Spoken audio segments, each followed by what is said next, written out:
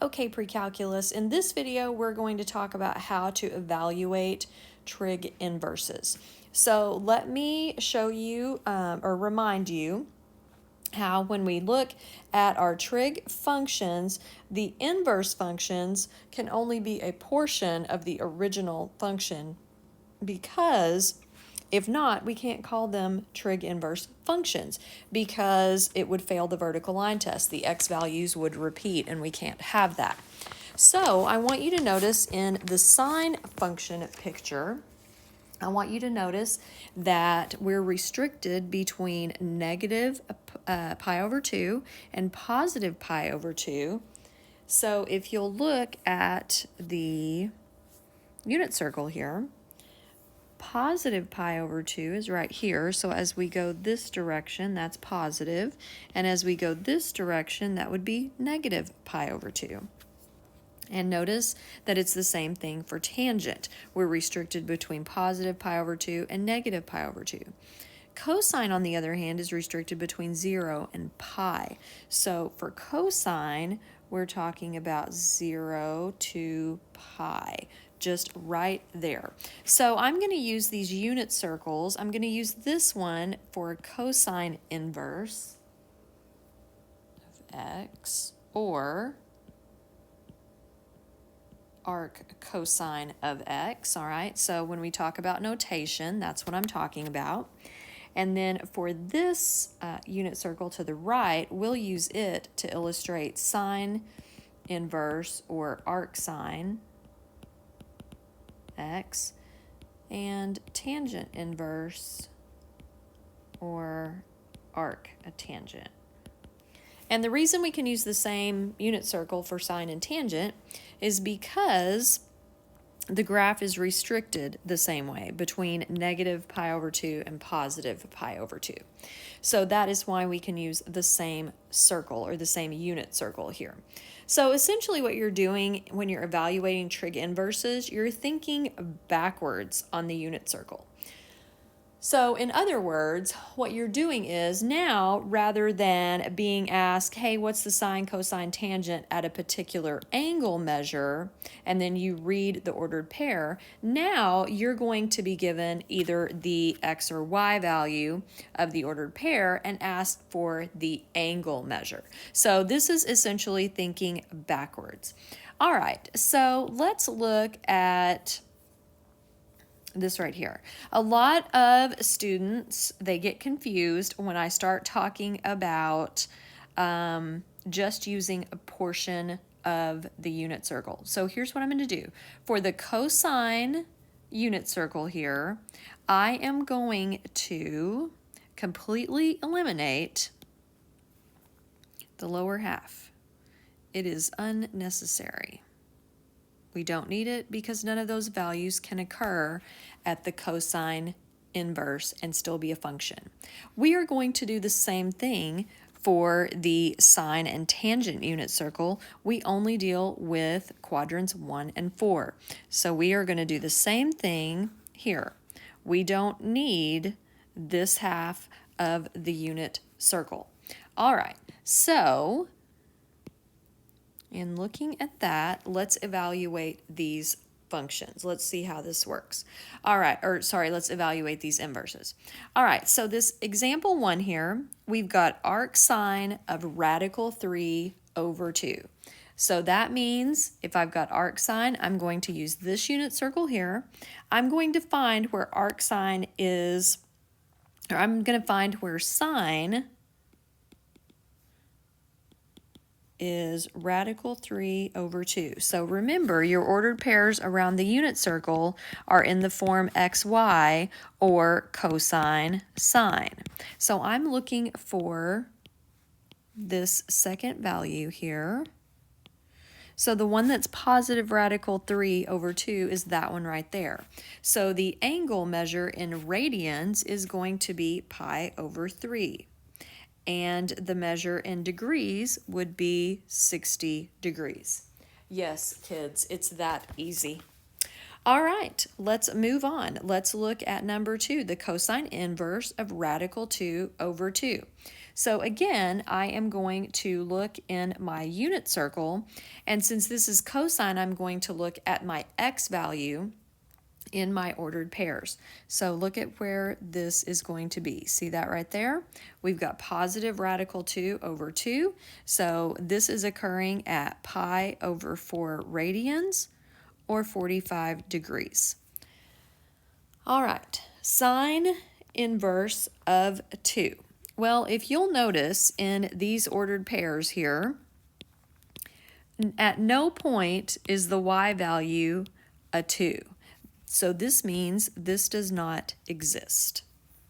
All right, now let's look at the next one. I'm going to look at arc sine of negative radical 3 over 2. And I didn't emphasize this yet, but I need to. You need to recognize that once you find where your value is occurring in your problem, you need to think about how you have to travel to get there.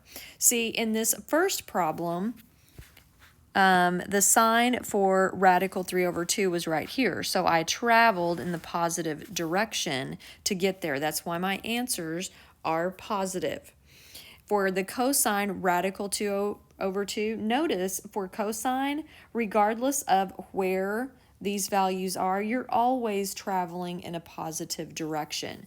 So your cosine answers are always positive. All right, always positive. So let's look at this fourth one. We have arc sine of negative radical 3 over 2. So let me erase this here. So negative radical 3 over 2 occurs in the sine position right here. Well, to travel there, you have to travel in the negative direction.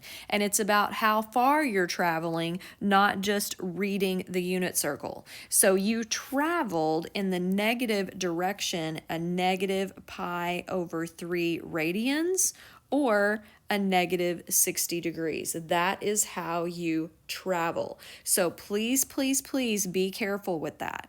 Okay, number 5, we have sine inverse of negative 1. Well, sine is negative 1 right here. How far do we have to travel to get there? Negative pi over 2 radians and negative 90 degrees. So you've got the answer in radians and degrees. And the only reason that is because I asked for it in radians and degrees. Okay, our cosine radical 3 over 2. So we're going to go to our cosine unit circle. And we've got positive radical 3 over 2 right here. How far do I have to travel? I have to travel pi over 6 radians, also known as 30 degrees. Okay, tangent inverse of negative radical 3. This is where things are going to get a little tricky because this is not on the unit circle. You have to remember that your tangent at all of these is different. Okay, your tangent, remember, is the sine over the cosine. So if I've got 1/2 divided by radical 3 over 2, that really means you're multiplying by the reciprocal, and this is when you have to rationalize your denominator. So remember that your tangent values look like this. Okay, so you have to be careful with that. Pay attention. Okay, so back to this problem. We have tangent inverse of negative radical 3. Well, positive radical 3 is right up here, so that means negative radical 3 is right down here. How far do we have to travel? We have to travel in the negative direction, pi over 3 radians, also known as negative 60 degrees.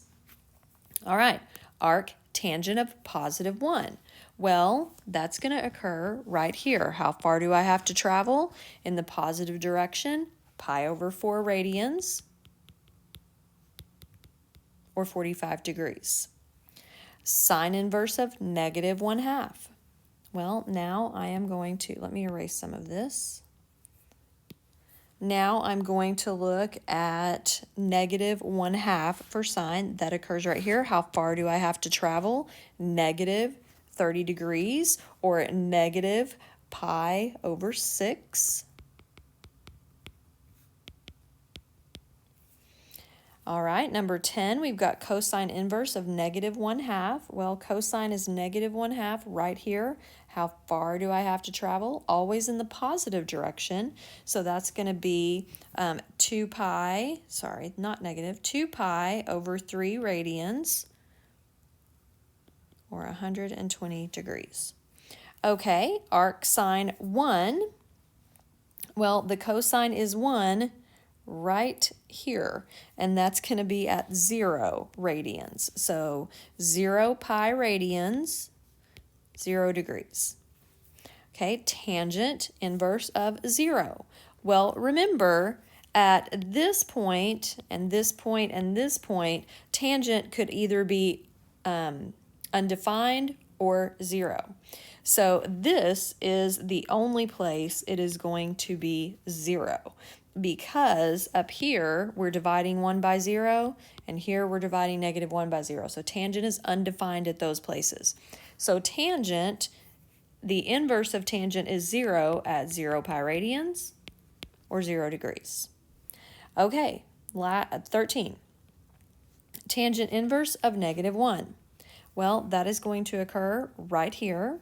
So I'm traveling in the negative direction, pi over 4. So negative pi over 4 radians, or negative 45 degrees.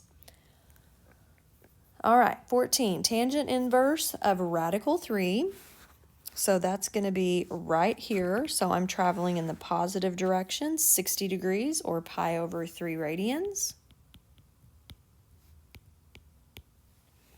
And then our last one, cosine inverse of negative radical 3 over 2. That's right here. I travel almost all the way around. That's 5 pi over 6 radians.